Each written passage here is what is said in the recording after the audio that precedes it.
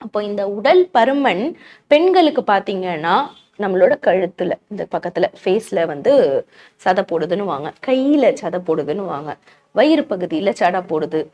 நம்மளோட கால்ல, தொடையில சடை போடுது. நம்மளோட இடுப்பு பகுதியில சடை போடுது அப்படின்னுவாங்க. ஸோ பெண்களுக்கு இந்த இடத்துல எல்லாம் சதை போட ஆரம்பிக்கும்.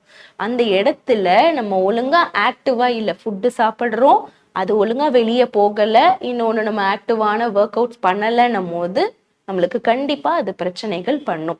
ஸோ கொஞ்சம் நம்ம வந்து உணவு முறைகள் நீங்க எடுக்கிறது கொஞ்சம் கான்சென்ட்ரேட் பண்ணுங்க.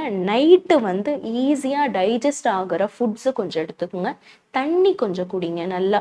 முடிஞ்சா வெதுவெதுப்பான வெந்நீ, ரொம்ப சூடு தண்ணி சொல்லல, வெதுவெதுப்பான வெந்நீ கொஞ்சம் எடுத்துக்கிறது நல்லது.